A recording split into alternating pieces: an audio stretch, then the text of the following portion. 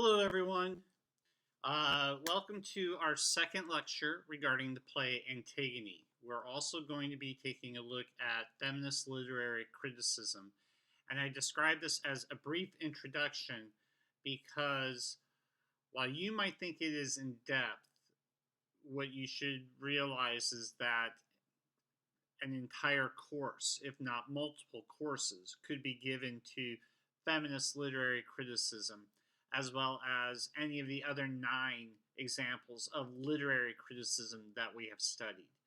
Now, early on, when I first talked about criticism and I introduced 10 different forms, I told you that for this course, when we analyze the 3 plays, in order to stay focused, I will be using one of these forms of criticism, specifically the feminist literary criticism approach.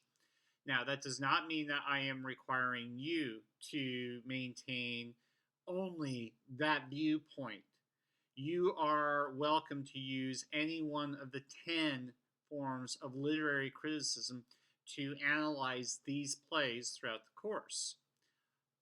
I am simply attempting to show you one perspective consistently throughout the course in terms of the material I'm teaching as well as the plays. So let's go ahead and get started. First of all, in order to begin to understand how we should view the play from a feminist literary critical approach, what we need to do is understand the historical context that occurs within Greek plays or any Greek text. Now, yes, there were female writers at the time and scholars, but they are very, very few. The writers were not necessarily playwrights, but they wrote poems, such as Sappho. They may have been other scholars, but in reality, what we should understand from a theatrical standpoint is that the play Antigone, as well as all Greek plays, were performed by only men. Thus, we can say that all of these plays are examples of classic drag, the male creation of female parts. And that's the first thing I want you to attempt to understand in viewing the play from a feminist perspective. What we need to do is attempt to study the image of women within the plays that were written by men. And we have to ask, what can we say about the image of the character Antigone as a female character written by a male? So when we ask that question and we begin to think about it, I don't want you to immediately go to the point of saying that the character Antigone is an extremely strong example of what it means to be a woman, of what it means to be an individual, of what it means to be a person who stands up for what they believe in. Instead, what I want you to do is to examine the image of the character. And that is slightly different because when I say that all of these plays are examples of classic drag, the male creation of female parts, I'm not only referring to the idea that the role of Antigone, as well as Ismene, Eurydice, in other plays, Medea, that these female roles were played by men. I'm not only talking about that, but I'm also talking about the fact that the plays were written by men who had the knowledge that the female roles would be played by men. So we have to ask, what can we say about the image of the character Antigone as a female character written by a male? Sophocles had full knowledge that in writing the character of Antigone, that he is writing a female character who will be played by a man. Thus, it is a man who will be speaking all of her lines. And I want you to think about that. Think about the fact that all of Antigone's strength, her determination, her loyalty, her justifications, all of that, while being said by a female character, in truth, are coming out of the mouth of a man and were written by a man who knew a man would be speaking those lines. Thus, when we talk about the image of the character of Antigone, it really is a classic female drag role because it is a man creating and saying all of the things that we might typically associate with men, but doing so in the facade of a woman. That's what I want you to begin to understand when I talk about the image of the character. If you were to look at any dialogue that Antigone states, or any of her actions, and if you were to remove the name Antigone associated with that and put another name on it, typically a name associated with a man, um, for instance, let's say that Haman said everything, and Haman carried out all of those actions. Would our perspective be different? Or would all of those lines perfectly match up to what we see as the image of a male character in terms of the dialogue and actions of a male persona? So you need to keep in mind that a man wrote a female character, and in many respects we can say as a facade for another man to be able to speak those lines and carry out those actions. 2 of the 3 plays we are reading this semester are written by men, but they put a focus on female characters. So you need to apply this concept to any female character written by a male. Tennessee Williams has often been described as the American playwright who is the most poetic with his language of the 20th century and his development and creation of female characters. And we will be reading Williams' play, Cat on a Hot Tin Roof, later on in this course.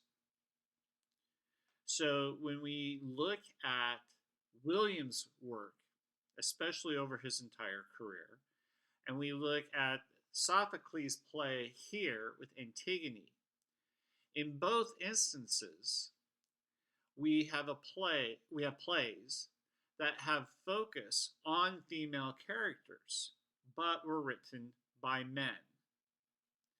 And so we need to consider what is the role of a man creating the lines, the dialogue, and the actions for a woman in terms of our understanding the character as a woman. Now, I'm not suggesting that a man cannot write a female character. Likewise, I am not suggesting that a woman cannot write a male character, because if we're going to look at the idea of a man writing a female character and developing that, we would also have to do the converse of that, which is a woman writing a male character and developing the actions and the dialogue for the male character. But what makes this study significant or important isn't just that a male wrote the female character, but it this play was written at a time when the only performers were male. Thus, we had a male writing and creating a female character, knowing full well it would be played, it would be performed by another male. So, does that make, at least at the time of the play and where it was performed in ancient Greece, does that make the character of Antigone potentially more acceptable to those receivers, to that audience? Especially when we might also consider that the majority of the audience would also be male at that time. Yes, there would be women there, but it would also primarily be male. To help us with this understanding, what we need to do is attempt to apply the Bechdel test. You may have heard of the Bechdel test, which has been created within the last several decades, as it is applied to be a measure of the representation of women in fiction. And by fiction, I'm referring to television, uh, theater, film, manga, anything. The Bechdel test has essentially three criteria to be used if something, in terms of fiction, is considered to pass the Bechdel test. First, the fiction must have at least two women in it. Second, that fiction must have those two women talk to each other. And third, they must talk to each other about something other than a man. A work of fiction is defined as not passing the Bechdel test if these three criteria, any one of them, is not met. If we look at the play Antigone, what we need to understand is that the play Antigone does not pass the Bechdel test. Yes, we have at least two women in it. In fact, we have three: Eurydice, Antigone, and Ismene. Do they talk to each other? Yes. Early on in the play, of course, we see Antigone and Ismene speaking to each other. But are they talking about something other than a man? No. If they're not talking about Creon, they're talking about Creon's law that he's passed, or more importantly, especially when we're talking about Antigone and Ismene, they are talking about Polynices and burying his body. Thus, when we look at the play Antigone, it does not pass the Bechdel test. Therefore, in fiction, it is not considered to be an example that could be a true, good representation of women in fiction. Because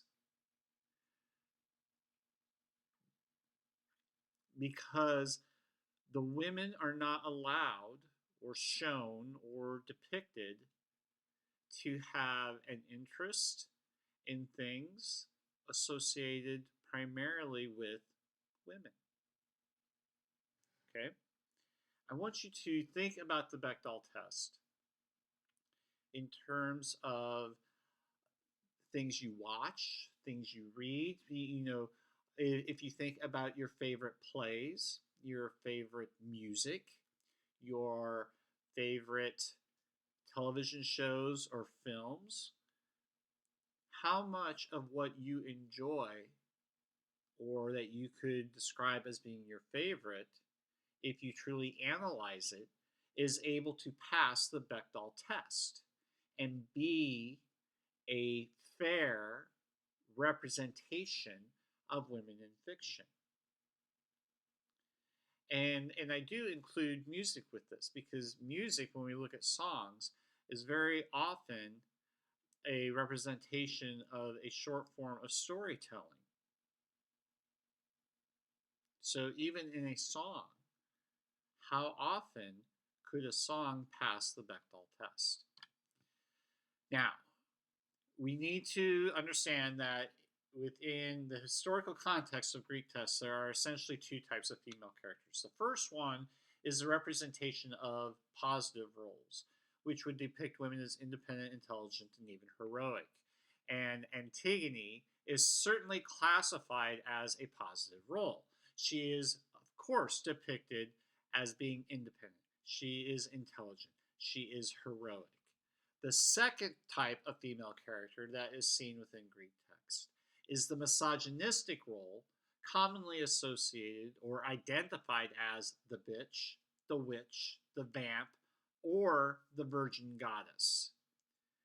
These misogynistic roles would represent how, at this time, men generally identified or associated the characteristics of a woman. A woman would be put into one of these four categories: a bitch, witch, vamp, or virgin goddess.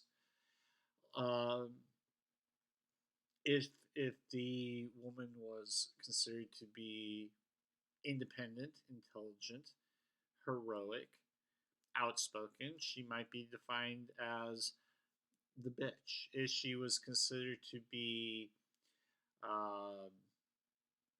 meddlesome or try to understand and become involved with political or other decisions or assert control, she might be considered a witch. If she was an individual who used her sexuality, a vamp.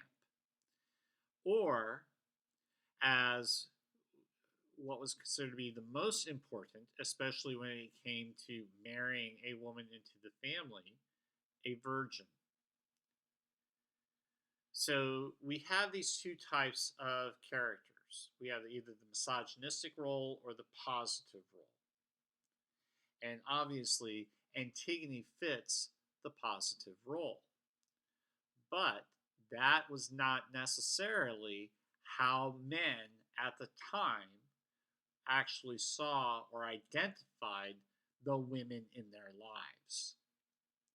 The idea of independence, intelligence, and heroism are typically traits associated, at least at this time, and we could say through the Middle Ages, and we could say through the Renaissance, as well as through the 20th and the 21st century, are characteristics associated with males. Okay, so we have these two types of characters.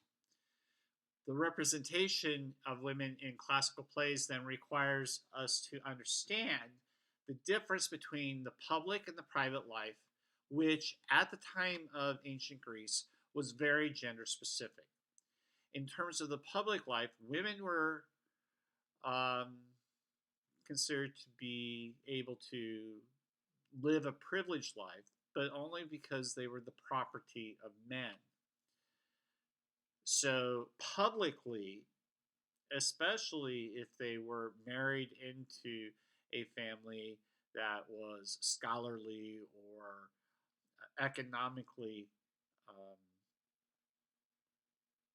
higher class, the women appeared to be privileged in terms of the dyes used for their clothing, the way their hair was done, the jewelry that they had. But in reality, in terms of their public life, they were still considered to be the property of men. In their private life, they were completely invisible. And women are relegated to the sphere of invisibility. They were not to be seen. So, with the suppression of real women, culture eventually invented a representation of the gender. Woman and even that word is a derivation of the word man. Woman who appeared on stage representing the patriarchal values attached to the gender while suppressing the experiences, stories, feelings, and fantasies of actual women. Okay? Think about that very carefully. Real women and what their lives were like, what their experiences, stories, fantasies were, real women were suppressed. Therefore, culture, in this instance, we can say people like Sophocles, Plato, Aristotle, any Aeschylus, Menander, any of these, Aristophanes, any of these people. Culture invented a representation of the gender woman. And that culturally invented representation is what then appeared on stage. And it was intended to represent the patriarchal values that had been attached to that gender. So if we look at the role of Antigone, we need to think about it in terms of what patriarchal values were attached to that female character while suppressing the woman's experience, the woman's stories, the woman's feelings, and the woman's fantasies. Okay? So let's attempt to understand the family unit. With the removal of women then from public life, they held importance within the family unit. And with ownership of wealth limited only to the male gender. So the women in Greece could not own anything, right? Even if, let's say, in a family there were no sons, but there were only daughters, whom those daughters were married to, and I should say whom they were married off to, becomes of significant importance because the ownership of the parents' wealth would not be passed down to the daughters, but to the sons-in-law. So women were, in essence, completely removed from public life. As I mentioned earlier, yes, there are a few female writers, but there are very few of them.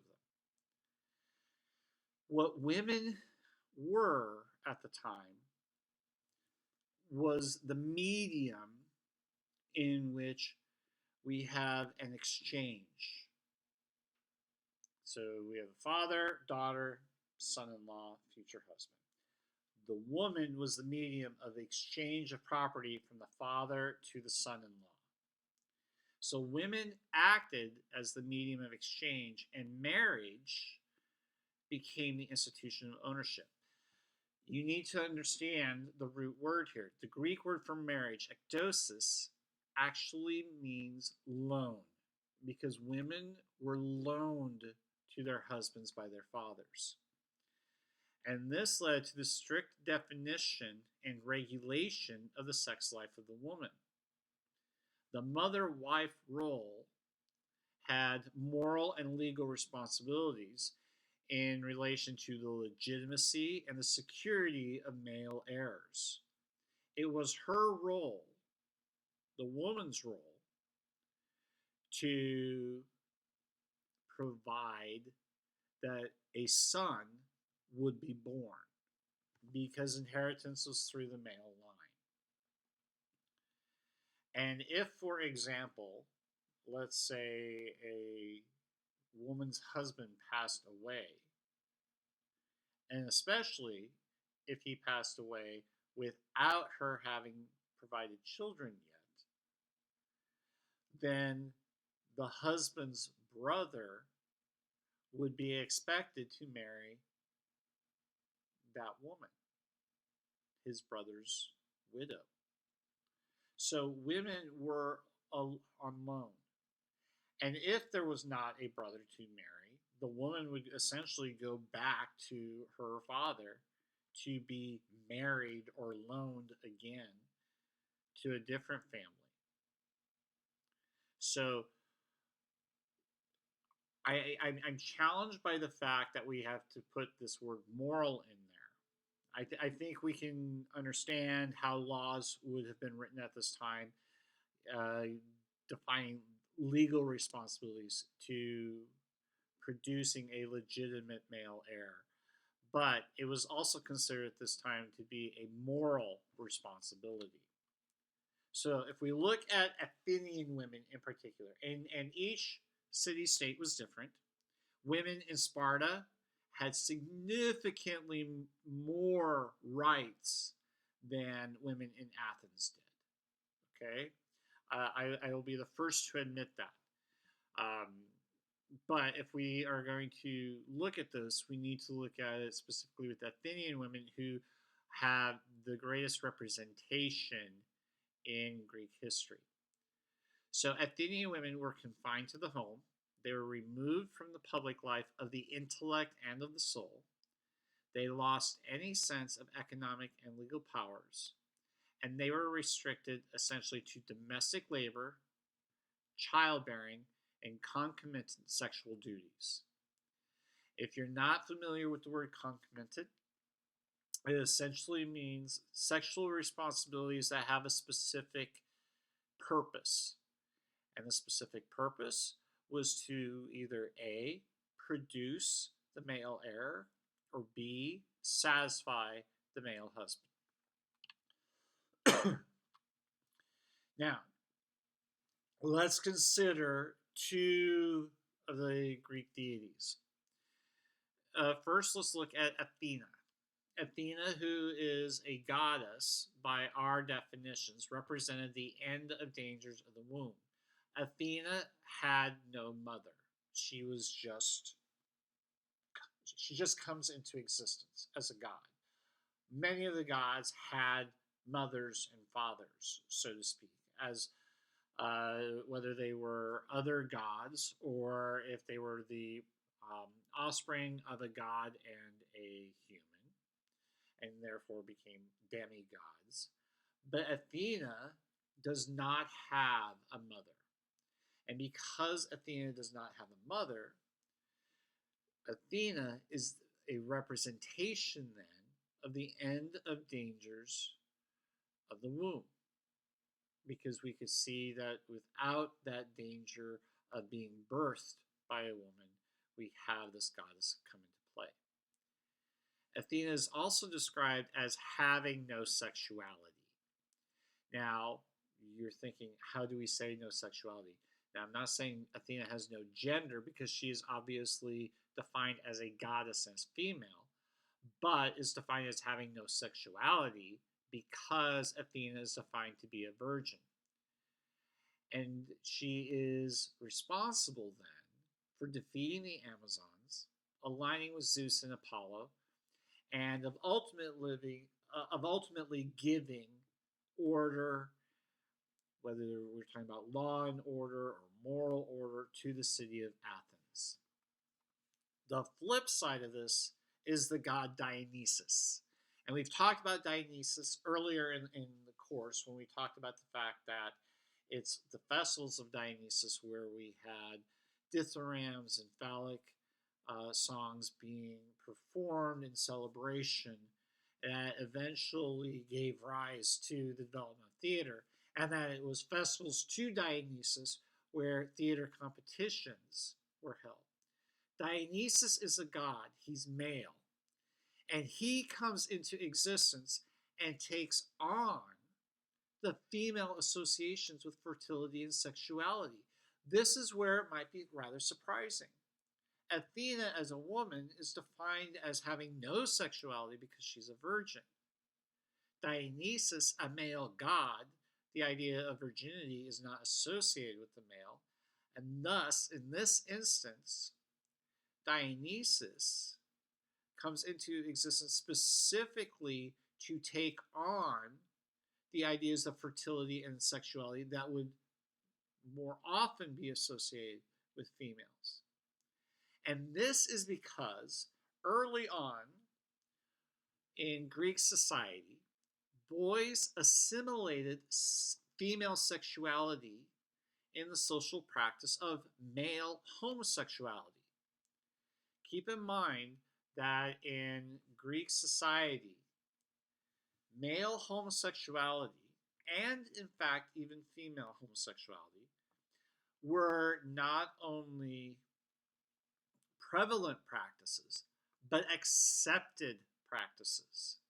And in many instances, in many cases, and you can do studies on this, part of the purpose of female homosexuality and male homosexuality was to teach young boys and also young girls sexual practices for when they were older. But because of the god Dionysus being associated with fertility and sexuality, boys in particular assimilated female sexuality within that social practice of male homosexuality. Thus, young boys took on the role of the woman in the homosexual relationship, or, as some texts and some research will say, in the sexual training. So, homosexuality accepted and prevalent, and at times, in certain instances, was considered to be a training. Okay?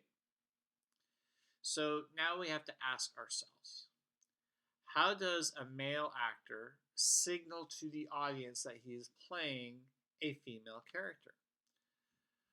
First of all, we need to understand that the notion of female is derived from the male point of view. So just as woman is derived from the word man, female being derived from the word male, in looking at a male, not just Sophocles writing the role, but a male playing the role, that how that role is played is not coming from a woman's perspective or a woman's point of view, but from a man's point of view.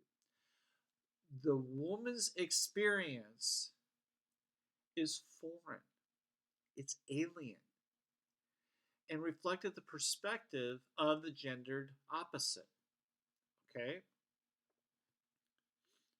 So, what the female characters do and how they are portrayed is not a known experience to the male performer. Thus, that female experience must reflect not the female perspective, but the gendered opposite perspective. In other words, the male perspective. So, think about the character of Antigone and begin to think about the fact that we are not necessarily hearing the dialogue, reading the dialogue, experiencing the actions of the female experience, but of the male perspective of what that experience could be. So gestures were used to define the image of woman as we see on stage. And so even as you look at this vase, or the correct term would be a crater, and it depicts Greek theater circa 400 BCE.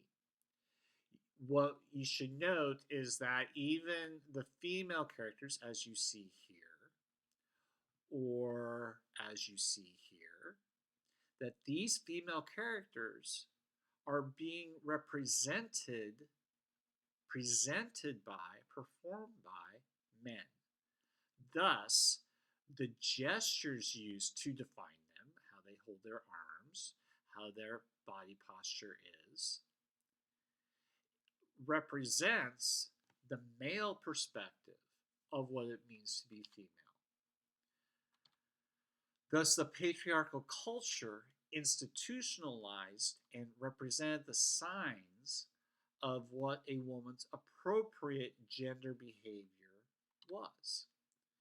The values of the patriarchal society then are within the text, And female characters represent the absence of real women on the stage.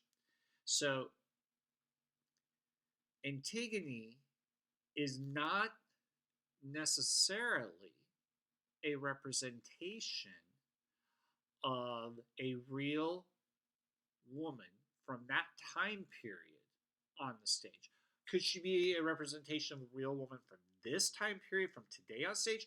Yes, I totally believe that. Is she a representation of a real woman from 400 BCE? No. At that time period, she is entirely and totally a representation of the patriarchal society's values. Okay? A man in drag plays a woman who is thinking like a man. Here is a painting from about 1825, Common Era, titled Antigone with Polyneices' Body. And what you need to keep in mind here is at the time that the play was written, you have Polyneices dead, you have the Greek guards, and notice he's wearing a chlamys.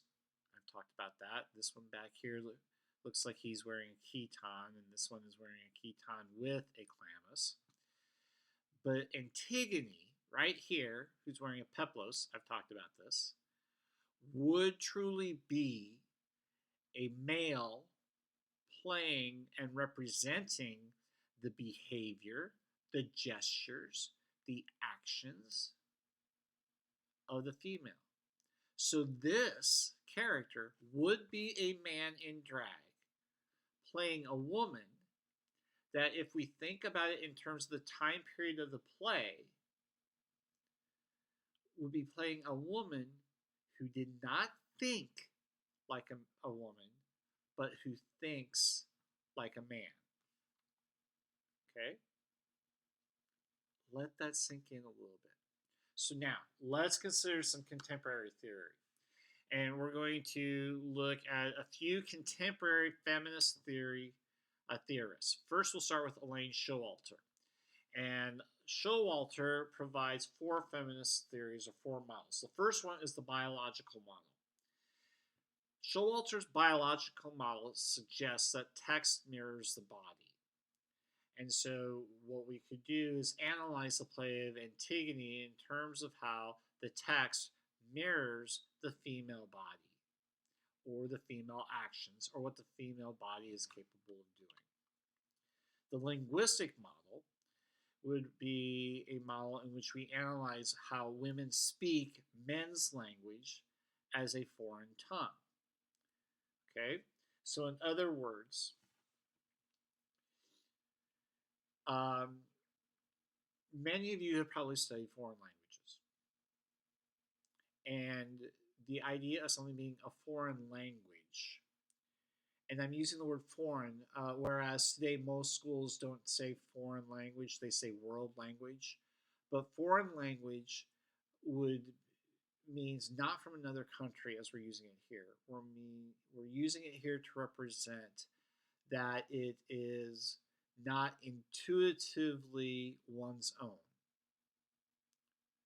So in looking at a linguistic model, would be approaching fiction by analyzing how women are speaking by using language that is not intuitively their own language, but is a better representation intuitively of language that would be used by men.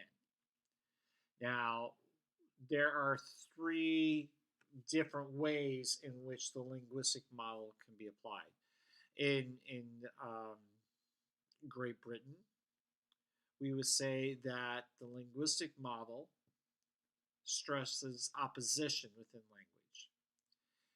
The French model associated with linguistics suggests that the language stresses repression The American linguistic model stresses expression. Okay? The third theory or model that Showalter puts forth is the psychoanalytic model, where within this model, we attempt to identify gender difference in the psyche and the artistic process. Okay? And then the fourth is the cultural model, which places feminist concerns within social contexts. It acknowledges class, it acknowledges race, nationality, historical differences, and other determinants among women. So any one of these models could essentially be used to do a feminist literary critical analysis of Antigone or of any form of fiction. So we should consider then essentialist feminism versus constructivist feminism. The essentialist argument states that feminine traits from biology, language, or psychology have been undervalued, misunderstood, or exploited by the patriarchal culture because the genders themselves are quite different. Focuses on sexual difference and sexual politics. Now, I want to apologize here at this point by looking at this because I've stated here feminine traits from biology. Throughout the course of this lecture up to this point, I've specifically been looking at female, male, man, woman. And while I fully recognize, acknowledge, and welcome all gender differences and identities, to simplify this lecture, I've had to look at just two gender identities, and the two gender identities of being female and male. So I am not trying to exclude other gender identities. And if anyone is bothered by the exclusion of other gender identities within this lecture, here's what I would like to suggest.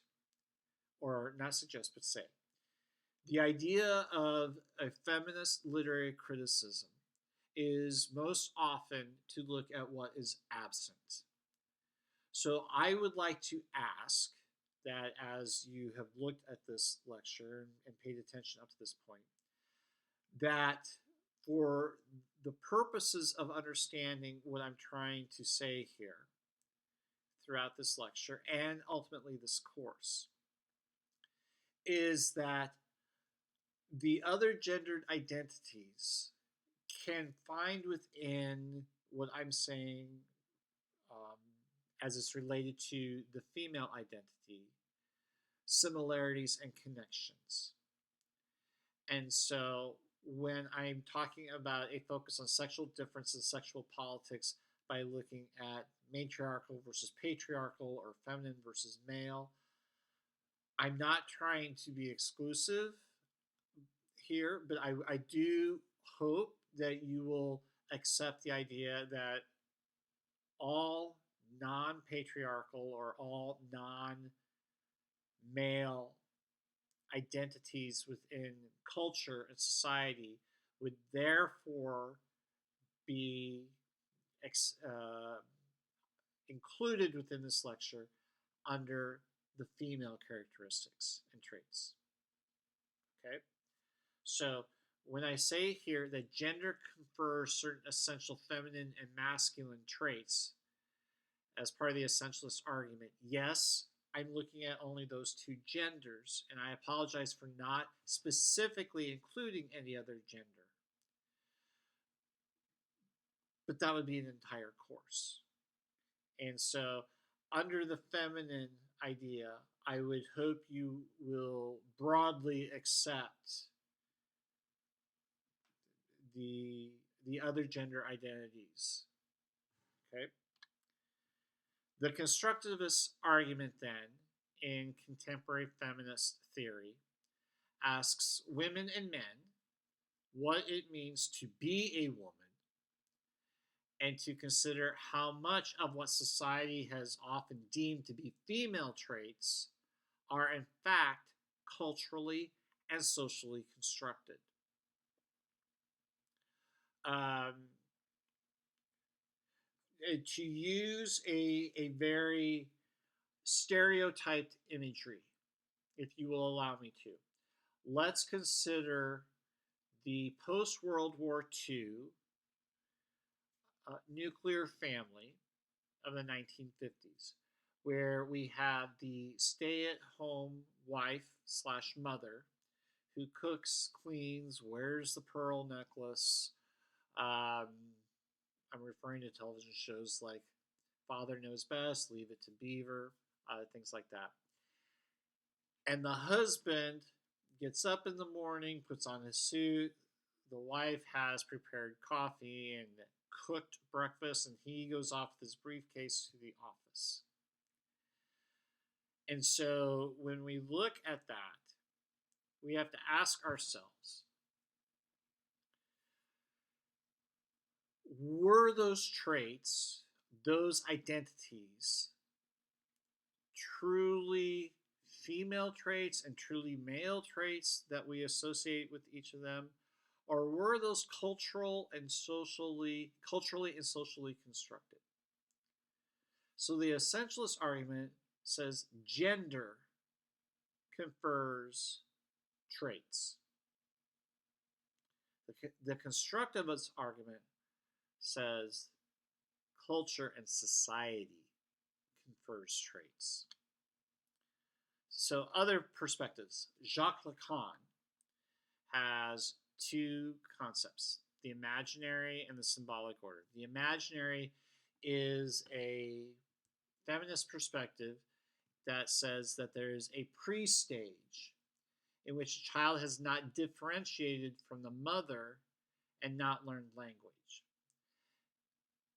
So what this essentially is telling us is that prior to a child learning language and learning the distinctions of mother versus father, and in essence, learning the distinctions of gender, because once a child learns language, the child learns gender, that there is a pre-stage to that. There's the period of development and growth prior to that, in which the child does not differentiate itself from the mother, and therefore does not differentiate a gender other than its association with the mother. Lacan's other perspective is symbolic order, which suggests that everything is separate, and that this separation is conscious and unconscious, self and other, male and female, word and feeling, that there is the law of the father presiding where men are in control of isms or rules. So this perspective is developed after the child learns language. So what Lacan is telling us, if we look at the individual, the defining line is the development and learning of language. That the imaginary perspective in pre-stage, non-differentiated role from the mother occurs prior to the learning of language, and therefore prior to learning gender.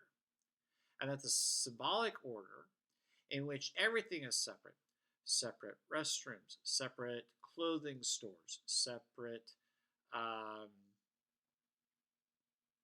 identities, where we have separated consciousness from unconsciousness, self from other, male and female, word and feeling. These separations all occur after a child learns language, not before the child learns language. And so therefore, after learning language, it's when isms and rules come into play. And a third feminist perspective comes from Luce Irigaray. Irigaray says that when we are confronted with ethical issues, that men tend to think in terms of rights, while women think in terms of responsibilities to others. Thus, we could look at Irigaray and apply this to the ethical issues facing both Creon and Antigone. Creon obviously thinks in terms of rights and of laws, and the laws of man. Antigone is obviously thinking in terms of her responsibility to her brother Polyneices. So Irigary's perspective can be applied very easily to the play Antigone. So coming back to that play, we have to say all the characters are played by men, and it was written by a man.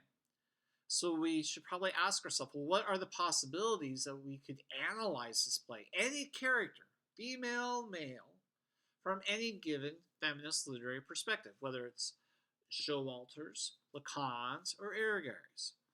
Keeping in mind that Lacan has two ways in which we can look at it. Showalter gives us four models. So if we were to use Showalter's models, the biological model, in other words, how does the text mirror the body? Or the linguistic model, how do the women use men's language? And I think that one's fairly easy to see, that Antigone uses male language within the play. Or the psychoanalytic model. Are there gender differences? And we can see by the interaction between Creon and Antigone, yes, gender differences come into play. Creon specifically brings Antigone's gender to the forefront of discussion. Are there cultural things that should be considered in social context? And I think most definitely there are, when we look at the fact that Antigone's fiancé, Haman, is not what we would expect of a typical male response given the time at which this play was written and performed. The fact that you have a male character fully supporting the female character, defying his father, and ultimately sacrificing his life in connection to, in collaboration with, in response to his fiancée, his love, Antigone, creating, enacting the ultimate sacrifice. We could definitely see from a cultural perspective there. So I think it would be interesting for us to discuss the play and the characters Antigone, Ismene, and Eurydice from especially Showalter's perspective, using any one of these four models. You have Eurydice definitely mirroring the role of mother in terms of her response to what her husband or not has done, and especially in terms of what her son Haman has chosen to do. We definitely can discuss Ismene culturally from following the rules of society versus going against the rules of society. So I want you to think about this. So a lot of information within this lecture. I hope you will take it in, process it all, and think about it in terms of the play Antigone, each of the characters within the play, and how I have attempted to use the feminist, critical, literary, analytical approach to the play itself. I hope all of you have a good day. And if you have any questions, don't hesitate to contact me.